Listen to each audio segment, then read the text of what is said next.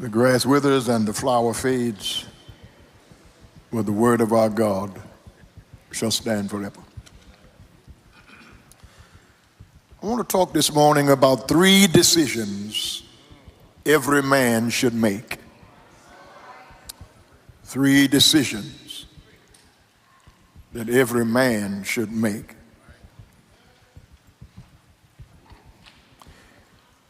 He reined in his horses and stood in his chariot, gazing at an ancient bridge over a small river. It was a Saturday near Rimini in northern Italy. But across this river, into this obscure village of Rimini in northern Italy, swung the history of the whole Western world that cold January day. The year was 49 BC. The river, the Rubicon, the man, Julius Caesar. Jealous of his success and fearful of his popularity, his arch rival Pompey and the Roman Senate ordered him to disband his 13th Legion and come home back to Rome. Roman law strictly forbade any commander to lead a standing army across the river Rubicon. Both he and his men could be accused of treason, hunted down, and executed. Caesar came to the Rubicon. He paused only a moment and made his decision. Shouting to his men, he said, "The die is cast." He and his men were on their way to Rome. They seized control of the Roman government, and the rest is history. And since that day, the phrase "to cross the Rubicon" means to make a life-altering decision.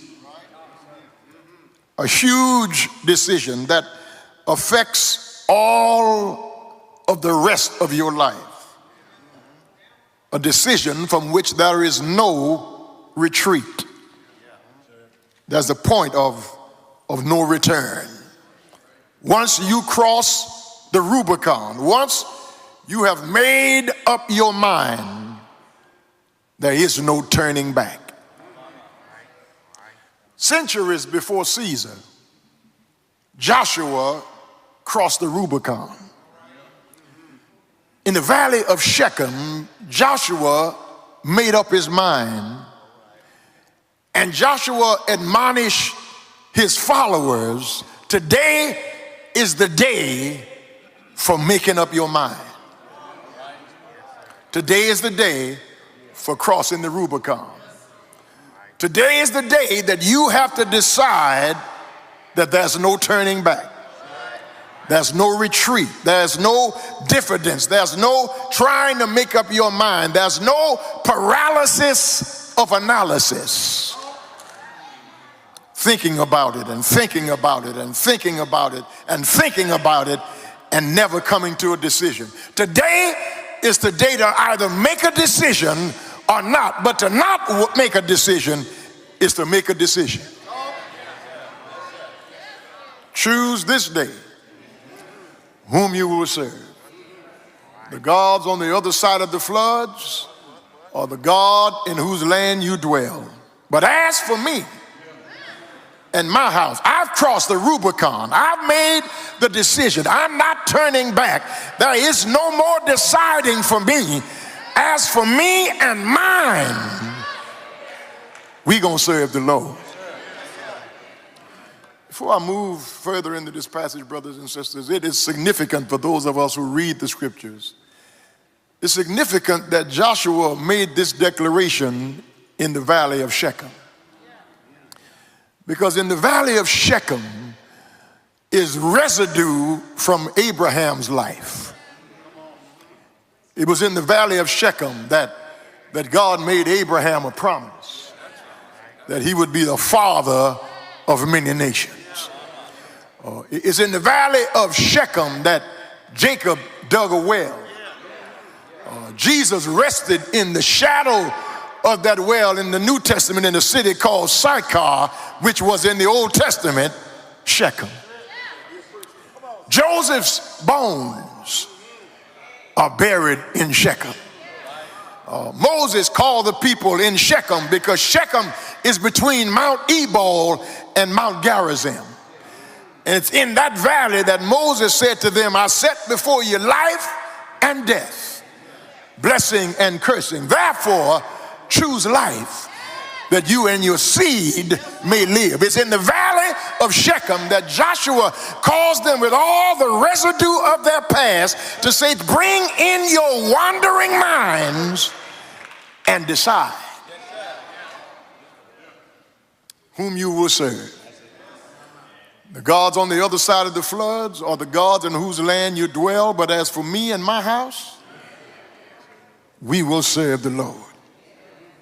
First of all, brothers and sisters, in this matter of deciding, of a decision every man should make, or every woman should make, or every Christian should make, it is first of all a personal decision.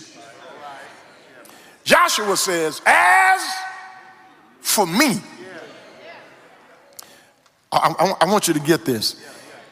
He did not wait for a show of hands. He didn't wait to see which direction the crowd was going in. He did not wait for a committee to make a decision. He did not wait for a board to make a choice. He didn't stick his finger in the air to see which way the wind was blowing. It was a personal decision. As for me, you go where you want to go. Sing if you want to sing. Pray if you want to pray. Shout if you feel like shouting. Go to church if you want to go to church. But as for me, I made up my mind. Now, brothers and sisters, I'm trying to hurry and get through this so you can get to Sunday school. But to make Joshua's decision, you must first know the Lord. Because you can't decide on following somebody you don't know. I wish I had a witness here. Joshua knew who God was. And he knew who God was. And not only must you know God, but you got to trust God. Because you remember when Moses is buried and the Lord calls Joshua the son of Nun, and he says to take this people across the Jordan. And everywhere your foot will pass, I will give you good success. Just be strong and be of good courage. And everywhere your foot will trod, as I was with Moses, so also will I be with you. Brothers and sisters, in this valley of Shechem where Joshua is calling these people to remembrance, you have to keep in mind that an entire generation died in the wilderness. And there was another generation who did not know Moses or Moses' God. Reverend Al Sharpton, when he preached here, called them wilderness babies. Babies who were born in the wilderness, who did not remember how God brought them with an outstretched arm and a strong hand. And there's still some wilderness babies who come into church who don't know anything about our history and about our struggle. I was talking with someone about it yesterday. Eugene and I were talking about it yesterday. I'm sick of these black rappers and entertainers talking about that they are supporting Donald Trump after they made all their money on black people. Somebody ought to help me talk here this morning. I don't want to go too far into that because I can't use the language that I want to use to talk about that. But after black folk have carried them and listened to their music and brought them and made them rich, now they want to go over on the other side. Wilderness babies. And folk who don't remember our struggle can't shout over our victory. When God has kept you, when God has brought you, don't wait for nobody else to raise their hand. As for me,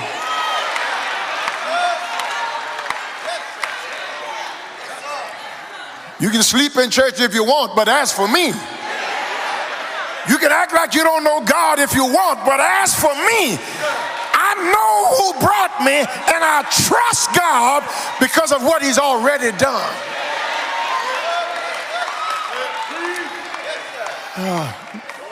Let me try to help some non-shouter in here this morning.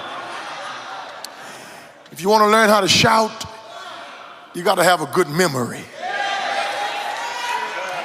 Remember when you didn't have what you have right now. And if that don't make you shout, if that doesn't light your fire, your wood is wet. Just think about when you were broke and God paid your bills.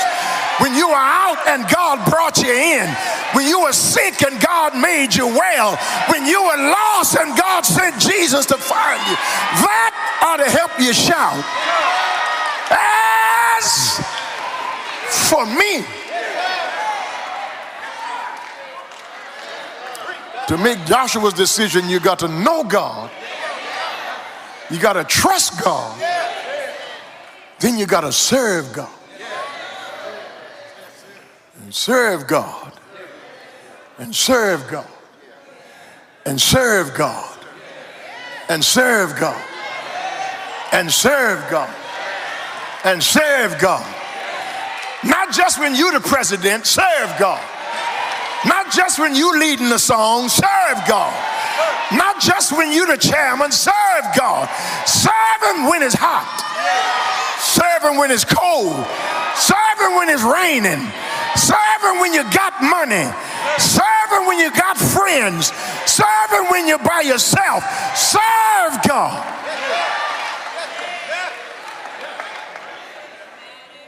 You don't get paid for starting. You get paid for finishing. The race is not to the swift. The battle is not to the strong, but to whomever holds out to the end. As for me, that's a personal decision. But not only is it a personal decision, brothers and sisters, it's a paternal decision. The man of the house got to make that decision. Or the woman of the house got to make that decision. I need to say this to us. Many parents make the silly choice, the wrong-headed decision. I almost said the stupid decision of saying, I'm not going to make my child go to church because I don't want to turn them against God and I don't want to turn them against the church, so I'm going to let them decide. I don't want to make them go to church like my parents made me go to church. I don't want to make my children serve God. I want to let them decide to serve God. Let me demonstrate how ridiculous that statement is. That's like saying, I'm not going to make my child brush their teeth because I don't want to turn them against the dentist. I'm not going to make my child take a bath. I'm going to let them smell like a dog when they go to school, and I'm going to let flies be following them when they walk down the street, because I don't want to turn them against water and taking a shower. I'm not going to make my child go to the doctor. I'm just going to let them get sick, and I'm going to let them decide what's good for them.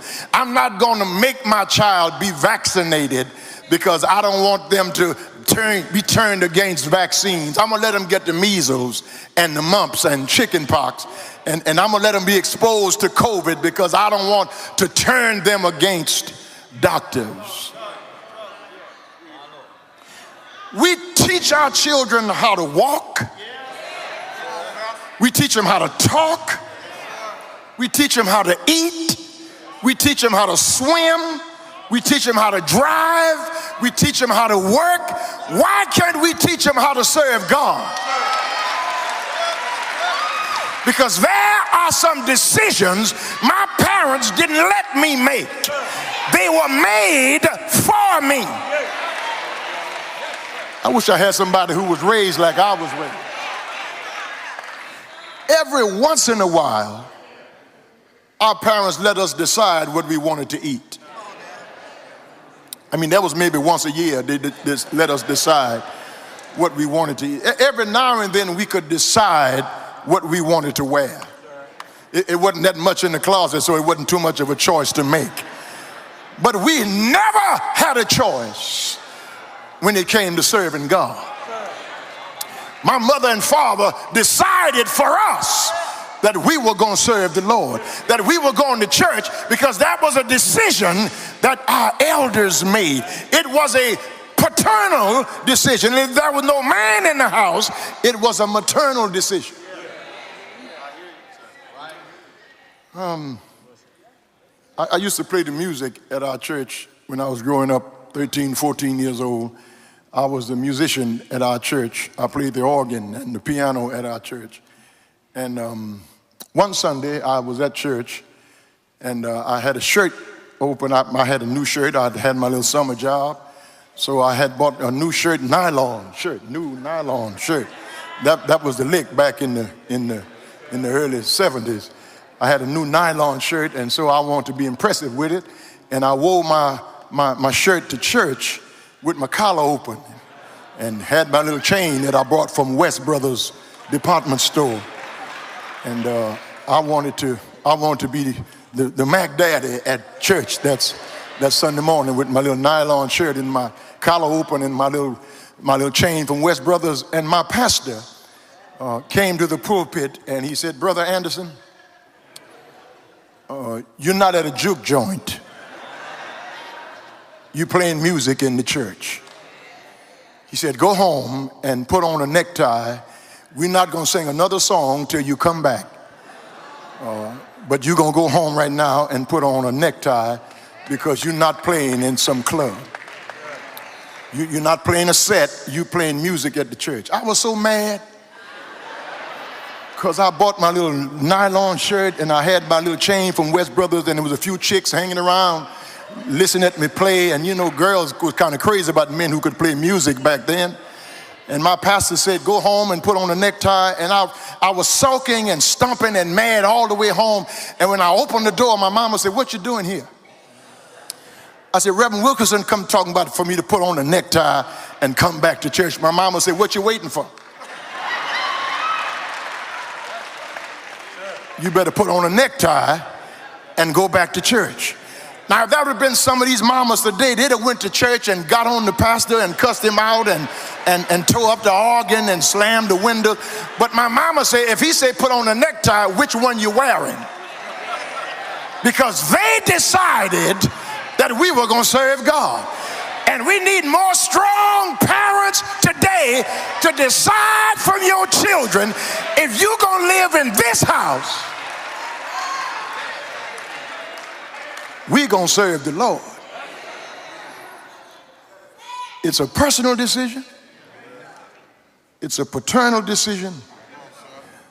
But lastly, in verse 2, it's a public decision. Because Joshua didn't just say it to Joshua. And Joshua didn't just say it to his house. Verse 2 said he said it to all the people. Choose this day whom you will serve. The God on the other side of the floods, or the God in whose land you dwell. But as for me and my house, we're going to serve the Lord. And Joshua said it in the ears of all the people.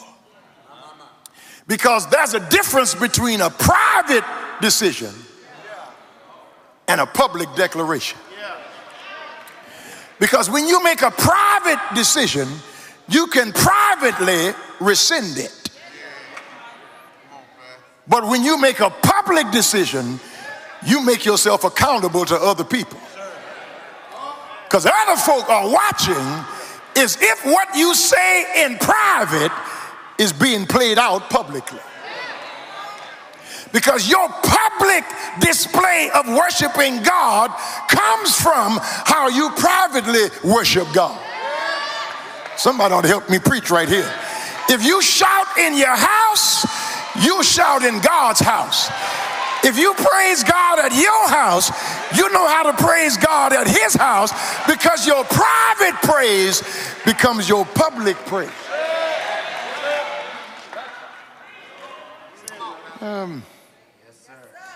When General Sherman was marching to the sea, he came to Atlanta in the Civil War. General Sherman was the general of the Union troops, and he came to Atlanta where the Confederates were, and that was the last bastion of hope for the South in the Civil War. And General Sherman came to Atlanta, and there was this old grandmother standing up in front of General Sherman and all of his troops with a broomstick. And General Sherman looked at her pathetically and said, "Ma'am, what do you intend to do with a broomstick in front of the Union Army?" She said, "I probably can't do anything. I just want you to know what side I'm on." And this morning, I just want you to know whose side I'm on. I'm on the Lord's side. Come hell or high water, I'm on the Lord's side. Storms may rise, winds may blow, enemies may assail, my health may fail, but I'm on the Lord's side, because when he comes again, I want the devil to know I'm on the Lord's side. And brothers and sisters, when you're on his side, the devil in hell can't do you any harm. And whatever comes your way, if you decide to follow Jesus, if you've made up your mind, if it's a personal decision, if it's a paternal decision, if it's a public decision, whatever you do, make a decision. Decide, today is the day of salvation. He says, the day you hear my voice, harden not your heart as in the day of provocation, but open your hearts and I will come in and sup with you.